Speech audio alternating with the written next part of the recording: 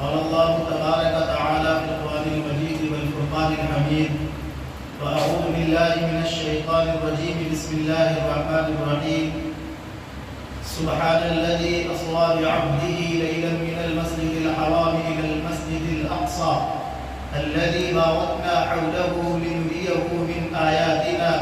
إنه هو السميع البصير صدق الله العظيم. برادران اسلام، عزیزان گرامی،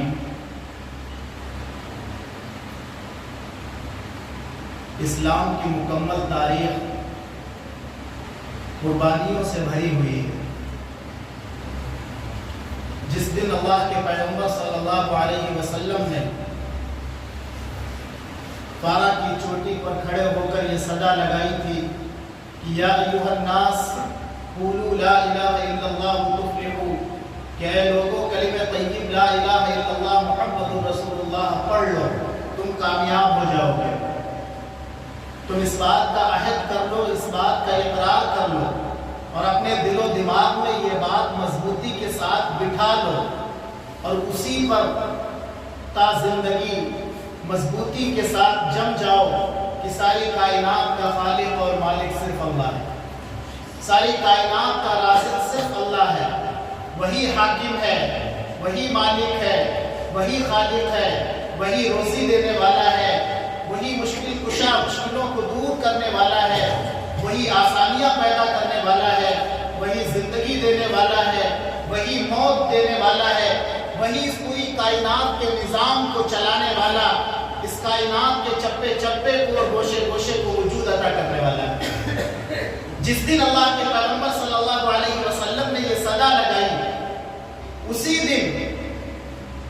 کفر و اسلام کی جنگ شروع ہو گئی. کفر و اسلام کے درمیان میں معرکہ آرائی شروع ہو گئی اور کفر و اسلام کے درمیان میں تنازع پیدا ہو گیا. اللہ کے پیغمبر صلی اللہ علیہ وسلم کی اس صدا پر بہت سے لوگوں نے لبیک کہا اور آپ کی صدا پر آپ صلی اللہ علیہ وسلم کو سچ جانا اور اپنے آپ کو آپ صلی اللہ علیہ وسلم کے حوالے کر دیا. لیکن وہی وہ لوگ بھی تھے کہ جنہوں نے جس وقت یہ صدا سنی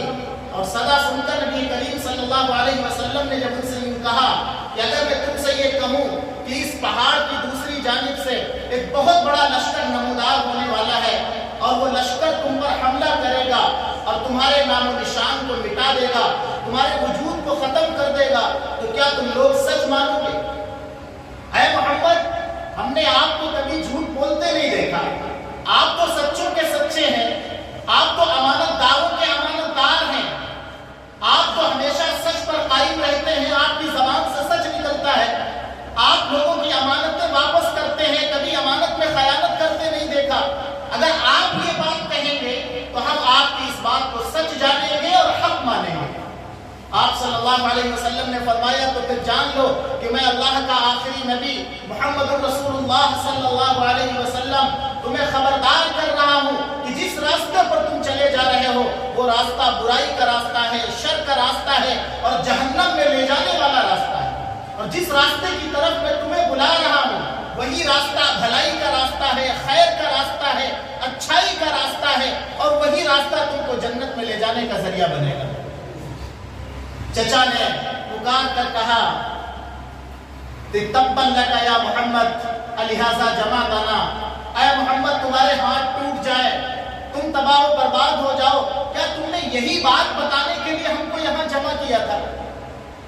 اللہ کے پیغمبر صلی اللہ علیہ وسلم کی آواز پر اور صدا پر اور پکار پر اور آپ کی دعوت پر لبیک کہنے والوں میں ایک طرف ابو بکر صدیق رضی اللہ تعالیٰ عنہ کھڑے نظر آتے ہیں، حضرت خدیجۃ الکبریٰ رضی اللہ تعالیٰ عنہ کھڑی نظر آتی ہیں، حضرت علی رضی اللہ تعالیٰ عنہ کھڑے نظر آتے ہیں، حضرت زید کھڑے نظر آتے ہیں، حضرت عثمان کھڑے نظر آتے ہیں. تو وہی دوسری طرف آپ کے انکار کرنے والوں میں، آپ کی ہجو کرنے والوں میں، آپ کی برائی کرنے والوں میں اور آپ کو اپنا دشمن سمجھنے والوں میں اور آپ کو جادوگر، شاعر، مجنوں، دیوانہ، پاگل کہنے والوں میں آپ کے گھر کے لوگ، خاندان کے لوگ، چچا ابو لہب اور ابو جہل بھی نظر آتے ہیں.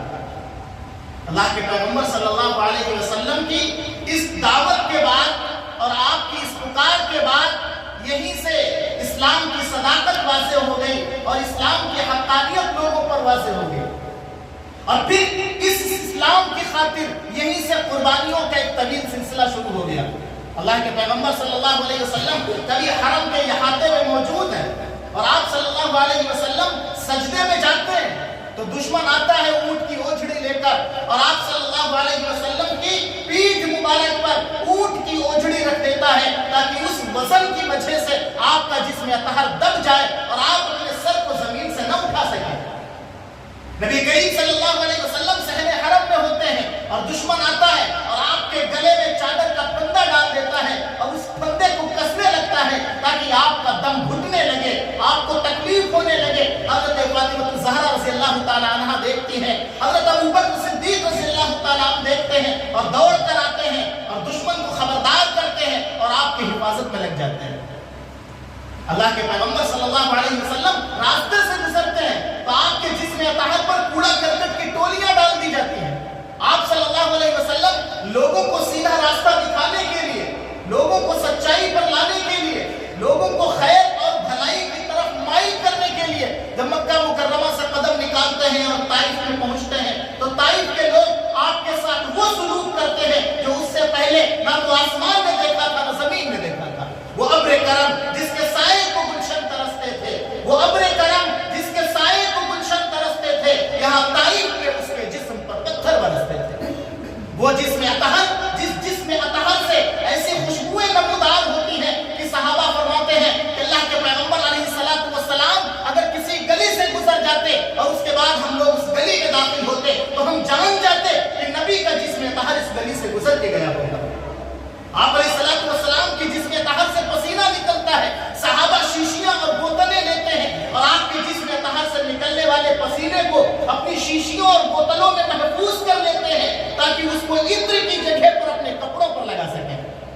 اتنا مبارک ترین جسم اطہر جب طائف کی وادی میں جاتا ہے تو اس کے جسم پر پتھر برستا ہے اور روایت میں آتا ہے کہ پتھر ایک دو نہیں پڑے بلکہ اس قدر پتھر مارے گئے کہ آپ کا پورا جسم مبارک خون سے لہو لہان ہو گیا اور آپ جو جوتیاں پہنے ہوئے تھے وہ خون سے بھر گئی. اس کے باوجود اس نبی رحمت نے اپنے دشمنوں سے انتقام نہیں لیا, اپنے دشمنوں کو بددعا نہیں دی, اپنے دشمنوں کے لیے رحمت کا اور معافی کا پیغام دیتے ہوئے فرمایا. جناب رحمت للعالمین نے سن کے یہ فرمایا کہ میں اس دہر میں قہر و غضب بن کر نہیں آیا, میں کیوں ان کے لیے قہر الہی کی دعا مانگوں. بشر ہیں, بے خبر ہیں, کیوں تباہی کی دعا مانگوں. اور اپنے ہاتھوں کو باقاعدہ پانی میں اٹھایا اور یوں کہا اللہم اہد قومی فانہم لا یعلمون, اے میرے اللہ میری قوم کو ہدایت دے دے اس لیے کہ یہ لوگ میرے مقام و مرتبے کو جانتے نہیں. ان کو ہدایت دے دے, یہ میرے مقام و مرتبے کو جانتے نہیں ہیں. جس دن یہ جان جائیں گے کہ نبی آخر میں نبی آنے والا کون ہے, اس نبی کا مقام کیا ہے, اس نبی کا مرتبہ کیا ہے, وہ ہمارا رہنما ہے, وہ ہمارا ہادی ہے, وہ ہمارا رہبر ہے, وہ ہم کو نجات والے راستے پر ڈالنے کے لیے آیا ہے, اس دن یہ لوگ دامن اسلام سے وابستہ ہو جائیں گے.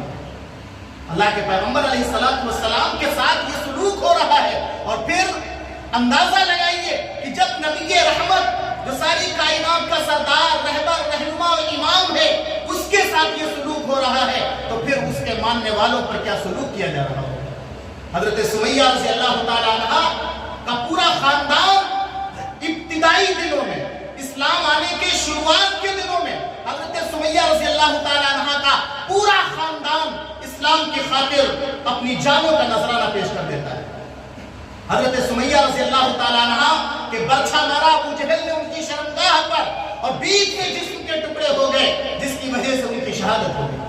ان کے گھر کے حضرت عمار رضی اللہ تعالیٰ عنہ کو شہید کر دیا گیا, حضرت یاسر کو شہید کر دیا گیا. یہ ابتدائی دنوں میں ہو رہا ہے. حضرت خباب رضی اللہ تعالیٰ عنہ کو دہکتے ہوئے انگاروں پر لٹایا جاتا اور یہ کہا جاتا کہ خباب انکار کر دو کلمہ طیب کا, اے خباب انکار کر دو ایک نبی کا, انکار کر دو ایک اللہ کا, انکار کر دو قرآن کا. ہماری تم سے کوئی دشمنی نہیں, ہمیں تم سے کوئی عداوت نہیں, ہمیں تم سے کوئی بغض نہیں. ہمارا تمہارا خون ایک ہے, ہمارا تمہارا خاندان ایک ہے, ہمارا تمہارا رشتہ ایک ہے, ہمارا تمہارا ماحول اور گھرانہ ایک ہے. لیکن صرف تم وہ اس ایک خدا وحدہ لا شریک کا انکار کر دو، ہم تمہیں چھوڑ دیں گے۔ حضرت خباب رضی اللہ تعالیٰ عنہ فرماتے ہیں کہ میرے جسم سے چربی پگھلتی اور چربی پگھل کر پانی ہو جاتی اور اس پانی سے وہ دہکتے ہوئے انگارے بجھ جاتے، تب جا کے مجھ کو اس آگ سے اٹھایا جاتا، لیکن خباب کی زبان سے یہی نکلتا، اللہ احد اللہ احد اللہ احد، اللہ ایک ہے، اللہ ایک ہے۔ اس کی وحدانیت اور اس کی ربوبیت، اس کی بڑائی، اس کی کبریائی اب میرے دل میں اتر چکی ہے، اس کو دنیا کی کوئی طاقت نکال نہیں سکتی۔ حضرت بلال رضی اللہ تعالیٰ غلام ہیں، آزاد نہیں ہیں۔ وہ زمانہ تھا کہ کچھ لوگ آزاد ہوتے تھے اور کچھ لوگ غلام ہوتے تھے۔ آزاد لوگ اپنی خدمت کے لیے، اپنے گھروں کے کام کاج کے لیے مردوں میں سے کچھ کو خرید کر لاتے، ان کو غلام کہا جاتا تھا، اور جو عورتیں گھر کے کام کاج کے لیے خرید کر لائی جاتی ان کو باندی کہا جاتا تھا۔ وہ غلام اور باندیوں کا دور تھا، اور غلاموں کی اور باندیوں کی آزاد مردوں اور آزاد عورتوں کے مقابلے میں کوئی حیثیت نہیں ہوتی تھی۔ ان کو زمین میں سب سے بدتر تصور کیا جاتا تھا۔ حضرت بلال رضی اللہ تعالیٰ عنہ بھی غلام ہیں، اور جو غلاموں کے ساتھ حشر ہوتا تھا وہی بلال کے ساتھ بھی ہوتا تھا۔ حضرت بلال رضی اللہ تعالیٰ عنہ اسلام کے ابتدائی دنوں میں ایمان لے آئے۔ مالک حضرت بلال رضی اللہ تعالیٰ عنہ پر طرح طرح کے ظلم و ستم کرتا ہے۔ کبھی راستے سے حضرت ابوبکر صدیق نکلتے، بلال کی نظریں صدیق اکبر کے چہرے پر پڑتی، صدیق اکبر ان کو دیکھتے اور دیکھ کر ان کو صبر کی تلقین کرتے۔ آخرکار حضرت ابوبکر صدیق رضی اللہ تعالیٰ عنہ سے زیادہ دنوں تک حضرت بلال کی یہ پریشانی اور یہ تکلیف اور ظلم و ستم دیکھا نہیں گیا۔ تب حضرت بلال کو ابوبکر صدیق نے خرید کر آزاد کر دیا۔ لیکن حضرت بلال رضی اللہ تعالیٰ عنہ فرماتے ہیں کہ میرے ساتھ یہ معاملہ ہوتا کہ پیروں میں رسیاں ڈالی جاتی اور عرب کی تپتی ہوئی ریت اور تپتا ہوا صحرا، سنگلاخ وادی اور چٹانیں، اور ان پر گھسیٹا جاتا اور سینے پر پتھر کی بھاری چٹان رکھ دی جاتی اور یوں کہا جاتا کہ اے بلال ایک خدا کا انکار کر دو، اے بلال ایک خدا کا انکار کر دو، ہم تمہیں چھوڑ دیں گے۔ حضرت بلال رضی اللہ تعالیٰ عنہ فرماتے ہیں کہ اللہ احد اللہ احد اللہ احد، ایک اللہ ایک اللہ ایک اللہ۔ اب اس کا کبر، اس کی بڑائی میرے دل کی گہرائیوں میں اتر چکی ہے، اب وہ ہمارے دلوں سے نکالی نہیں جا سکتی۔ بلال کی جان جاتی ہے تو چلی جائے، بلال کے ساتھ جو بھی ظلم و ستم ہوتا ہے وہ برداشت ہے، لیکن بلال اپنے ایمان کا سودا کر لے، اسلام کا سودا کر لے، ایک خدا کی وحدانیت کو چھوڑ دے، نبی کی نبوت اور رسالت کو چھوڑ دے، یہ بلال کو گوارا نہیں ہو سکتا۔ اسلام کی خاطر قربانی دینے والوں کی ابتدائی دنوں میں ایک لمبی داستان ہے، اور پھر ظلم اس حد تک بڑھا کہ اللہ کے پیغمبر علیہ السلام کو مکہ چھوڑ دینا پڑا اور مکہ مکرمہ چھوڑ کر مدینہ کی جانب ہجرت کر گئے۔ سب کچھ چھوڑ دیا، خاندان کو چھوڑا، گھروں کو چھوڑا، زمینوں کو چھوڑا، مکانوں کو چھوڑا، دکانوں کو چھوڑا، فصلوں کو، پھلوں کو، باغات کو چھوڑا، سب کچھ چھوڑ دیا اور مدینہ منورہ کی جانب ہجرت کر گئے۔ ایک انسان کے لیے اپنے گھر کو چھوڑ دینا، اپنی زمینوں کو چھوڑ دینا، پکی ہوئی کھیتیوں کو چھوڑ دینا، لہلاتے ہوئے باغات کو چھوڑ کر چلے جانا، اپنے ماں باپ کو چھوڑ دینا، اپنے شہر کو، اپنے گاؤں کو، اپنی بستی کو چھوڑ دینا، یہ انسان کے لیے بڑا ہی تکلیف دہ مقام ہے۔ لیکن وہ صحابہ اللہ کے پیغمبر علیہ السلام کی صدا پر جنہوں نے لبیک کہا، جنہوں نے یہ طے کر لیا کہ ہمارا سب کچھ صرف اور صرف ایک اللہ کے لیے، ہمارا سب کچھ صرف اور صرف ایک اللہ کے لیے ہے، ہم مکہ چھوڑ کر مدینے چلے جائیں گے۔ اور پھر اللہ اکبر، مدینے والے بھی جنہوں نے نبی کریم صلی اللہ علیہ وسلم پر اور آپ کے ہاتھ پر لا الہ الا اللہ محمد رسول اللہ پڑھ لیا، ان کو بھی اللہ تبارک و تعالیٰ نے وہ دل دیا کہ جب مکے والے مدینے پہنچے تو مدینے والے صحابہ نے اور مدینے میں رہنے والے مسلمانوں نے کہا کہ مکے سے آنے والے میرے مہاجر بھائیوں، تمہیں گھبرانے کی ضرورت نہیں ہے، تمہیں پریشان ہونے کی ضرورت نہیں ہے۔ اگر مکے میں تم نے اپنا گھر چھوڑا ہے تو آؤ، میرا جو گھر ہے ہم اپنے گھر میں بیچ سے ایک دیوار لگاتے ہیں، گھر کا ایک حصہ تمہارے لیے ہے اور گھر کا دوسرا حصہ میرے لیے ہے۔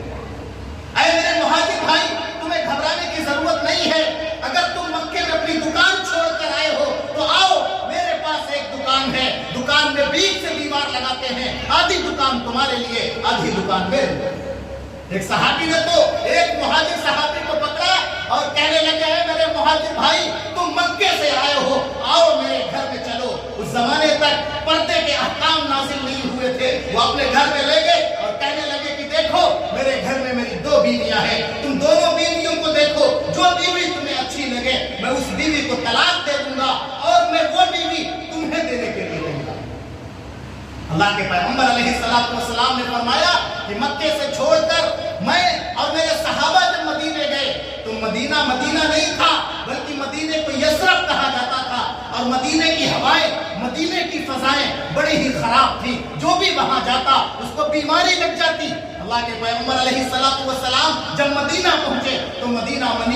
نہیں رہا بلکہ مدینہ منورہ بن گیا۔ اللہ کے پیغمبر علیہ السلام جب مدینہ پہنچے تو مدینہ نہیں رہا بلکہ مدینہ طیبہ بن گیا۔ اللہ کے پیغمبر جب مدینہ پہنچے تو مدینہ نہیں رہا بلکہ یوں فرمایا کہ اب تو مدینہ وہ بستی ہے جہاں اللہ کی دن رات رحمت برستی ہے۔ اللہ کے پیغمبر علیہ السلام صحابہ کے ساتھ مکہ مکرمہ سے مدینے کی جانب ہجرت فرما گئے، اور آج مکہ اور مکرمہ دونوں کو محفوظ مقام ہے۔ اللہ کے پیغمبر علیہ السلام فرماتے ہیں کہ جب قیامت کے قریب دجال کا فتنہ ظاہر ہوگا اور جب دجال نکلے گا، اور دجال کوئی اور نہیں ہوگا بلکہ دنیا کی بدترین قوم اور دنیا کی سب سے خبیث اور سب سے بدماش قوم جس کو یہودی کہا جاتا ہے، انہی یہودیوں میں سے دجال ہوگا۔ اور آج بھی یہودی اسی دجال کے انتظار میں لگے ہوئے ہیں کہ کب وہ دجال آئے گا اور کب ہم اس کے ساتھ مل کر دنیا کے مسلمانوں سے انتقام اور بدلہ لیں گے، انہی میں سے دجال ہوگا۔ اللہ کے پیغمبر علیہ السلام نے فرمایا کہ دجال ایک آنکھ سے کانا ہوگا اور اس کے ماتھے پر کافر لکھا ہوا ہوگا، لیکن اللہ کی جانب سے اس کو اتنی طاقت اور اتنی قوت دے دی جائے گی کہ وہ جو چاہے گا وہ کرشمہ کر دکھائے گا۔ وہ لوگوں سے کہے گا کہ لوگوں آؤ، میں تمہیں جنت دکھاتا ہوں، میں تمہیں جہنم دکھاتا ہوں۔ لوگ اس کے پاس آئیں گے، کہیں گے جنت دکھاؤ، جہنم دکھاؤ۔ وہ اپنے ایک ہاتھ پر لوگوں کو جنت دکھائے گا اور دوسرے ہاتھ پر جہنم دکھائے گا اور یوں کہے گا اگر مجھ کو خدا مان لو، مجھ کو اللہ مان لو، میرے اوپر ایمان لے آؤ، میں تمہیں اس جنت میں داخل کر دوں گا، اس جہنم سے بچا دوں گا۔ اللہ کے پیغمبر علیہ السلام نے فرمایا در حقیقت اس کے ہاتھ پہ جو جنت ہوگی وہ جہنم ہوگی، اور جو جہنم ہوگی وہ جنت ہوگی۔ وہ الٹا کر کے دکھائے گا اور لوگ اس کو خدا تسلیم کر لیں گے۔ ایک شخص آئے گا اور وہ کہے گا کہ میں تجھے خدا مان لوں گا اگر تو کچھ کرشمہ دکھائے۔ وہ کہے گا کہ میرے ہاتھ میں یہ طاقت ہے کہ میں جب چاہوں کسی کو زندہ کر دوں، اور میرے ہاتھ میں یہ طاقت ہے کہ جب چاہے کسی کو مردہ بنا دوں۔ وہ اپنے ہاتھ میں ایک لمبا چوڑا آرا لے گا اور آرا لے کر اس آنے والے شخص کے بیچ سے 2 ٹکڑے کر دے گا، ایک ٹکڑا ادھر گرے گا اور دوسرا ٹکڑا ادھر گرے گا، اور پھر ان دونوں کو حکم دے گا کہ دونوں جڑ جاؤ۔ وہ دونوں ٹکڑے جڑ کر کھڑے ہو جائیں گے اور پھر وہ صحیح سالم اور سراپا انسان کی شکل اختیار کر لے گا۔ وہاں پر جتنے بھی لوگ ہوں گے وہ کہیں گے ہاں یہی ہمارا مسیحا ہے، یہی ہمارا مسیح ہے، یہی ہمارا نجات دہندہ ہے، یہی ہمارا خدا ہے، اور لوگ اس پر ایمان لیں گے۔ اللہ کے پیغمبر علیہ السلام نے فرمایا، لوگوں کو خبردار فرمایا کہ وہ دجال ہوگا، وہ تمہارے ایمان کو چھیننے کے لیے اور تمہارے ایمان کو سلب کرنے کے لیے آئے گا۔ اور یاد رکھو پوری دنیا کی کوئی جگہ اس کی طاقت و قوت سے محفوظ نہیں رہے گی، وہ جہاں چاہے گا وہاں چلا جائے گا۔ لیکن پوری دنیا میں 2 شہر ایسے ہیں، ایک مکہ مکرمہ اور دوسرا مدینہ منورہ، ان دونوں شہروں میں وہ کبھی داخل نہیں ہو سکے۔ اللہ تعالیٰ فرشتوں کی ڈیوٹی لگائے گا اور انتظامات فرما دے گا، وہ ان دونوں شہروں کی حفاظت پر لگے ہوئے ہوں گے اور وہ ان دونوں شہروں میں داخل نہیں ہو پائے گا۔ اور پھر جب دجال کا فتنہ حد سے زیادہ بڑھے گا اس کے بعد اللہ تبارک و تعالیٰ حضرت امام مہدی کو بھیجے گا، اور پھر حضرت عیسیٰ علیہ السلام آئیں گے۔ اسی ملک شام میں جس ملک شام کا حصہ کبھی فلسطین ہوا کرتا تھا. فلسطین کسی زمانے میں ملک شام کا ایک چھوٹا سا حصہ تھا اور فلسطین اسی ملک شام کے تابع ہوتا تھا. اور فلسطین اور ملک شام کا یہ وہ علاقہ ہے کہ جس کو اللہ تبارک و تعالیٰ نے نبیوں کا، رسولوں کا، پیغمبروں کا مسکن بنایا. قرآن کریم میں 25 نبیوں اور رسولوں کا تذکرہ کیا گیا کہ جن کا کسی نہ کسی درجے میں تعلق اسی علاقے سے رہا ہے. شام کے علاقے سے، فلسطین کے علاقے سے حضرت داؤد علیہ السلام ہو، حضرت یعقوب علیہ السلام ہو، حضرت عزیر ہو، حضرت ارمیہ ہو، حضرت سلیمان ہو، حضرت عیسیٰ ہو، حضرت موسیٰ ہو، اور اللہ کے آخری پیغمبر جناب محمد رسول اللہ صلی اللہ علیہ وسلم ہو. 25 مقامات پر انبیاء علیہ السلام کا تذکرہ کیا گیا کہ جن کا تعلق اس پاکیزہ ترین مقام سے رہا ہے. آپ علیہ السلام سے پوچھا گیا، اے اللہ کے نبی، کیا دنیا میں کچھ مسجدیں ایسی ہیں کہ جن میں نماز پڑھنے کا ثواب عام مسجدوں سے زیادہ ہے؟ آپ علیہ السلام نے فرمایا، مکہ مکرمہ کی مسجد حرام، اس میں ایک نماز کا ثواب 1,00,000 نمازوں کے برابر ہے. اللہ کے نبی دوسری مسجد، فرمایا دوسری مسجد میری مسجد ہے، مدینہ منورہ کی مسجد، مسجد نبوی، اس میں ایک نماز کا ثواب 50,000 نمازوں کے ثواب کے برابر ہے. فرمایا تیسری مسجد، کہاں؟ ہاں تیسری مسجد فلسطین کی مسجد اقصیٰ ہے، جس میں ایک نماز کا ثواب 40,000 نمازوں کے برابر ہے. اللہ کے پیغمبر علیہ السلام نے فرمایا کہ دنیا میں یہی 3 مسجدیں ہیں جن کی زیارت کے لیے، جن کے دیدار کے لیے اور جن کو دیکھنے کی نیت سے سفر کرنے کے لیے جانا جائز ہے اور باعث برکت. مسجد اقصیٰ کو اللہ تبارک و تعالیٰ نے بہت سی برکتوں سے اور بہت سی خیر کا مجموعہ بنایا. اور خود اللہ کے پیغمبر علیہ السلام جس دن اس زمین سے معراج کے سفر پر تشریف لے گئے، جب حضرت جبریل علیہ السلام مکہ مکرمہ پہنچے اور آپ ام ہانی کے گھر تشریف فرما ہے، آپ علیہ السلام کو ان کے گھر سے اٹھایا گیا اور پھر مسجد حرام میں لایا گیا. آپ نے مسجد حرام میں 2 گانا نماز پڑھی اور پھر مسجد حرام سے آپ کو فلسطین لایا گیا، بیت المقدس مسجد اقصیٰ میں. مسجد اقصیٰ میں جب اللہ کے پیغمبر علیہ السلام تشریف لے آئے، اس کے بعد اللہ تعالیٰ نے حکم دیا کہ آج جو میرا آخری نبی ہے، آج اس کو نبیوں کا امام بنانا ہے. میرا آخری نبی ہے، آج اس کو تمام رسولوں کا امام بنانا ہے، آج اس کو تمام پیغمبروں کا امام بنانا ہے، اور آج ساری دنیا کو یہ بتانا ہے کہ ہم نے جو آخر میں نبی بھیجا ہے وہ آیا تو آخر میں ہے لیکن تمام نبیوں سے اونچا مقام و مرتبہ رکھتا ہے. اللہ تعالیٰ نے حکم دیا، اے آدم مسجد اقصیٰ میں آ جاؤ، نوح مسجد اقصیٰ میں آ جاؤ، شیش مسجد اقصیٰ میں آ جاؤ، سلیمان مسجد اقصیٰ میں آ جاؤ، ابراہیم مسجد اقصیٰ میں آ جاؤ، اسماعیل مسجد اقصیٰ میں آ جاؤ، اے موسیٰ مسجد اقصیٰ میں آ جاؤ، اے عیسیٰ مسجد اقصیٰ میں آ جاؤ. حضرت آدم علیہ السلام سے لے کر اور حضرت عیسیٰ علیہ السلام تک کم و بیش 1,24,000 انبیاء کرام علیہ السلام کو اللہ تعالیٰ نے اس رات مسجد اقصیٰ میں جمع فرمایا. سارے نبی، سارے رسول، سارے پیغمبر آج مسجد اقصیٰ میں جمع ہے اور سب کو انتظار ہے آج وہ کون ہوگا جس کو نبیوں کا امام بنایا جائے گا، وہ کون ہوگا جس کو رسولوں کا امام بنایا جائے گا، وہ کون ہوگا جس کو پیغمبروں کا امام بنایا جائے گا. حکم ہوتا ہے، اے جبریل آگے بڑھو اور آگے بڑھ کر اللہ کی حمد و ثنا بیان کرو. جبریل آگے بڑھے، اللہ کی حمد و ثنا بیان کی اور اس کے بعد اللہ نے جبریل سے فرمایا کہ اے جبریل آخری نبی کو، آمینہ کے لال کو، عبداللہ کے نور نظر کو، عبد المطلب کے لختے جگر کو، حلیمہ کے منظور نظر کا ہاتھ پکڑو اور آگے مصلی پر لے جا کے کھڑے کرو. اللہ کے پیغمبر علیہ السلام کو مصلی پر لے جا کے کھڑا کر دیا. سارے کے سارے انبیاء آپ کی ابتدا میں پیچھے کھڑے ہیں اور نبی نے 2 گانا نماز ادا کرائی. سارے نبیوں کو یہ بتا دیا گیا کہ جو آخر میں نبی آیا ہے وہ تم سب کا امام ہے، وہ تم سب کا سردار ہے، وہ اس ساری کائنات کا شہنشاہ ہے. اور انبیاء علیہ السلام کے درمیان میں آخری نبی کے مقام و مرتبے کو واضح کر دیا گیا اور اس کے بعد سارے انبیاء علیہ السلام اپنے اپنے مقامات پر واپس چلے گئے اور یہاں سے اللہ کے نبی علیہ الصلوۃ والسلام آسمانوں کی جانب اللہ سے ملاقات کے لیے تشریف لائے۔ قرآن کریم میں اسی کو اللہ تعالیٰ نے فرمایا کہ سبحان الذی اسریٰ بعبدہ لیلا من المسجد الحرام الی المسجد الاقصی، پاک ہے وہ ذات، پاک ہے وہ ذات، سبحان الذی جو لے گئی اپنے بندے کو راتوں رات مسجد حرام سے مسجد اقصی۔ اللہ کی ذات پاک ہے جو اپنے آخری نبی کو مسجد حرام سے راتوں رات مسجد اقصی لے گیا اور فرمایا الذی بارکنا حولہ، اے لوگو اور ہم نے مسجد اقصی کے ارد گرد بہت ساری برکتیں رکھی ہیں، لنریہ من آیاتنا، تاکہ لوگ اس کو ہماری نشانیاں سمجھ کر دیکھیں۔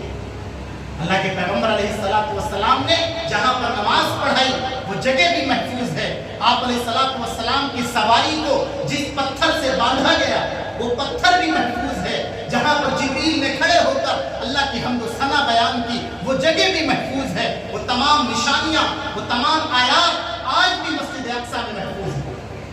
لیکن وقت بدلا، حالات بدلے اور ایک لمبے زمانے تک بنی اسرائیل وہاں پر آباد رہے اور اس کے بعد پھر بنی اسرائیل وہاں سے گئے اور عربوں کی ایک بڑی تعداد آباد ہو گئی۔ فلسطین کی اور بیت المقدس کی ایک لمبی تاریخ ہے، لیکن مختصر یہ ہے کہ عربوں کی ایک بہت بڑی تعداد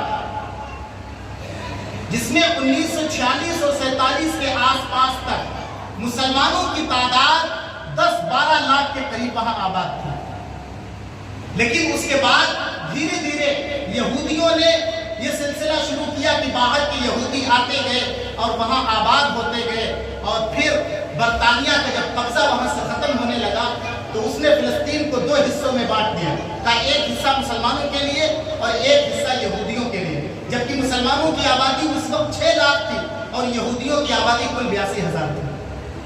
82,000 کی آبادی کو 55% حصہ دیا گیا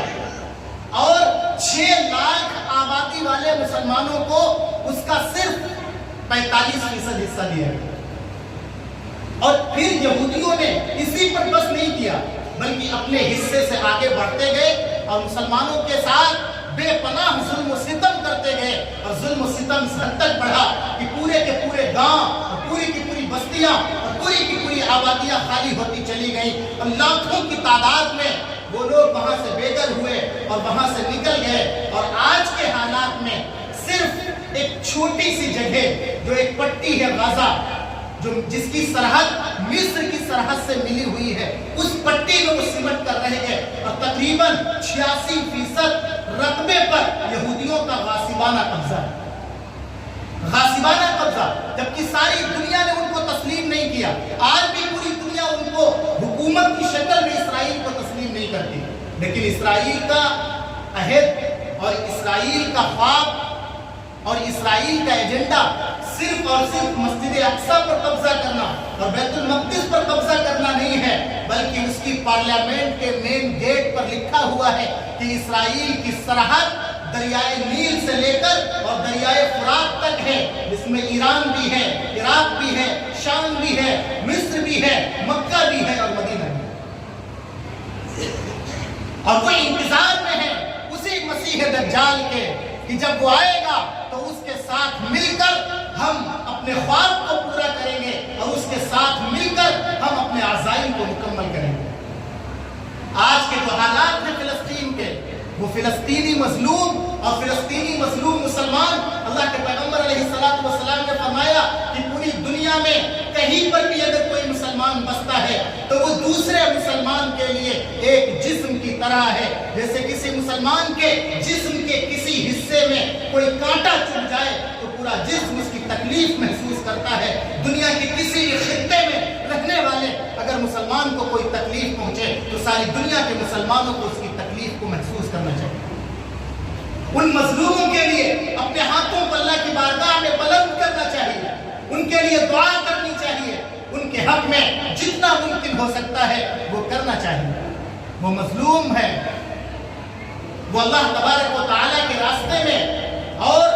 مسجد اقصی کی حفاظت کے لیے اور اس مقدس ترین مقام کی حفاظت کے لیے، اللہ کی ان نشانیوں کی حفاظت کے لیے اپنی جانوں کا نذرانہ پیش کر رہے ہیں، اور سلام ہے ان کے جذبے کو، سلام ہے ان کی ہمت کو کہ ایک باپ اپنے بیٹے کی لاش کو اپنے کاندھے پر اٹھائے آتا ہے اور اس کو لے جا کر قبر میں اتارتا ہے، جب تک اس کو خبر لگتی ہے کہ اس کا دوسرا بیٹا بھی شہید ہو گیا، لیکن اس کی زبان پر کوئی شکوہ نہیں، اس کی آنکھ میں کوئی آنسو نہیں۔ سلام ہے ان ماؤں کو کہ دودھ پیتے بچے، شیر خوار معصوم بچے ان کی گودوں میں شہید ہو رہے ہیں اور ان کی زبان پر شکوہ نہیں، ان کی آنکھ میں آنسو نہیں۔ وہ نوجوان، اس کی ہمت کو سلام کہ جس کے گھر کے 7 افراد 3 دن پہلے شہید ہو گئے، اس کی ماں شہید ہو گئی، باپ شہید ہو گیا، بھائی شہید ہو گیا، اس کا بھتیجا شہید ہو گیا، اس کی بھابھی شہید ہو گئی، اور خود اس کی گود میں اس کی دودھ پیتی بچی شہید ہو گئی، اور 7 لوگوں کی شہادت کے بعد اس نے ان کو قبروں میں اتارا، اور قبر میں اتارنے کے بعد اس نے علن اعلان کھڑے ہو کر یوں کہا کہ اے لوگوں، 7 لوگ شہید ہو چکے ہیں میرے گھر کے، جنہوں نے میں نے اپنے ہاتھوں سے قبر میں اتارا ہے، لیکن خبردار خبردار کوئی بھی آدمی آ کر میرے پاس افسوس کا اظہار نہ کرے، کوئی بھی آ کر میرے پاس افسوس کا اظہار نہ کرے، میری آنکھوں میں کوئی آنسو نہیں ہے، میری زبان پر شکوہ نہیں ہے، میرے دل میں کوئی غم نہیں ہے، بلکہ میں خوش نصیب ہوں، میرے گھر کے 7 لوگ شہید ہو چکے، اور میں انتظار کر رہا ہوں کہ کب دشمن کی کوئی گولی آئے اور میرے سینے کو لگے اور میں بھی یہ کہتے ہوئے اے بار الہ تیرے مقدس ترین گھر کی حفاظت کرتے کرتے میں بھی اپنی جان کا نذرانہ تیری بارگاہ میں پیش کر چکا ہوں۔ اللہ تعالیٰ ان جیسا ایمان ہمیں بھی نصیب فرمائے۔ وہ مظلوم مسلمان دنیا کے کسی بھی خطے میں رہنے والے ہوں، تقریباً ان دنوں میں 6,500 کے آس پاس مظلوم مسلمان شہید ہو چکے، اور دنیا کے تمام شیطانی طاقتیں اور دنیا کی تمام بڑی طاقتیں جب ان کے یہاں کوئی معاملہ ہوتا ہے تو وہ انسانی حقوق کے حفاظت کے نام پر چیخ کرتی ہیں اور شور مچاتی ہیں، لیکن جب مسلمان کا خون بہتا ہے تو ان کی زبانوں پر اف تک نہیں، ان کی زبانوں پر اف تک بھی نہیں ہوتا، کیونکہ وہ جانتے ہیں کہ ہمیں ان سے کوئی تکلیف نہیں ہے، ہمیں تکلیف تو ان سے اس لیے ہے کہ ان کی زبان پر ایک اللہ کا نام کیوں ہے، تکلیف اس لیے ہے کہ ان کی زبانوں پر ایک نبی کا نام کیوں ہے، تکلیف اس لیے ہے کہ اپنی زبان سے قرآن کا ترانہ کیوں گنگناتے ہیں، تکلیف اس لیے ہے کہ یہ اپنے ہاتھوں میں اسلام کا جھنڈا کیوں اٹھائے ہوئے ہیں۔ اگر مسلمان آج یہ سب کچھ چھوڑ دے تو ساری دنیا ان کو گلے لگانے کے لیے، اس لیے میرے بھائیوں، میرے بزرگوں، میرے عزیزوں، یہ وقت کا تقاضا ہے اور وقت کی آواز ہے کہ اپنے آپ کو تبدیل کرو، اپنے حالات کو بدلو، اپنی زندگیوں کو بدلو، بوڑھے بھی بدلیں، جوان بھی بدلیں، عورتیں بھی بدلیں، ہر ایک اپنے آپ کو بدلنے کی کوشش کرے اور اپنے آپ کو تبدیل کرنے کی کوشش کرو۔ زندگی کی شام کہاں پر ختم ہو جائے اور زندگی کی سانس کب بند ہو جائے کسی کو بھی اس بات کا بھروسہ نہیں ہے۔ اس سے پہلے کہ ہمارے سامنے بھی کچھ اس طرح کے حالات پیدا ہو جائیں، ہم اپنے آپ کو اسلام کے لیے، دین کے لیے، اللہ کے لیے، نبی کے لیے، قرآن کے لیے، اس کی حقانیت و صداقت کو واضح کرنے کے لیے اپنے آپ کو تیار کر لیں اور اس بات کا عہد کر لیں کہ اللہ تعالیٰ نے ہم کو جو ایمان کی دولت دی ہے یہ بڑی قیمتی ہے، ہم اس کی حفاظت بھی کریں گے اور مرتے دم تک مضبوطی کے ساتھ اس پر ثابت قدم بھی رہیں گے۔ اللہ سے دعا کریں اللہ ہم سب کو عمل کی توفیق نصیب فرما دے، ایمان کی مضبوطی نصیب فرما دے، اور صحابہ کرام اور ان کے ماننے والوں میں جو اسلام کی قربانیوں کا جو جذبہ موجود ہے، اللہ تعالیٰ ہمارے دلوں میں بھی اس جذبے کا کچھ حصہ پیدا فرما دے۔ وآخر دعوانا الحمدللہ۔